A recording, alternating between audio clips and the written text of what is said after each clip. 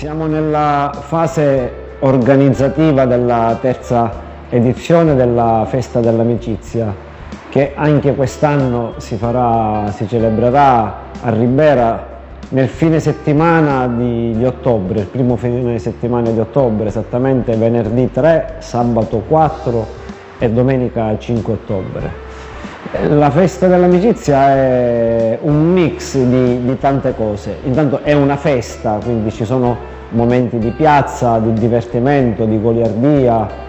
cantanti, DJ, comici.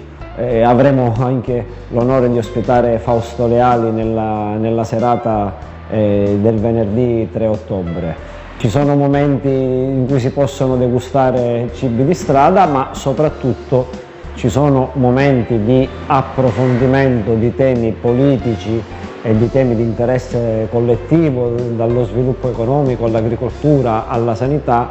con ben 13 tavoli tematici. Si partirà il venerdì 3 ottobre nel primo pomeriggio, si concluderà la domenica mattina, in cui si confronteranno non soltanto gli iscritti al partito, e quindi non tutti la penseremo alla stessa maniera, ma ci saranno altri esponenti politici che proverranno da altri partiti politici, ma soprattutto gli esperti del settore.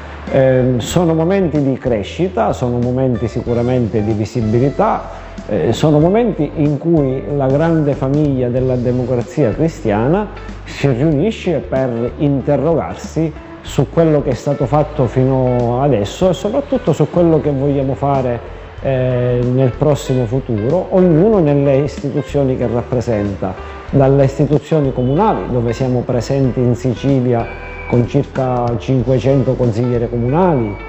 assessori, sindaci, e poi nei vari livelli sia provinciali che nel livello regionale, che è quello che io ho l'onore di rappresentare come capogruppo della Democrazia Cristiana. È un momento davvero importante per noi, ma è un momento importante per la politica in generale.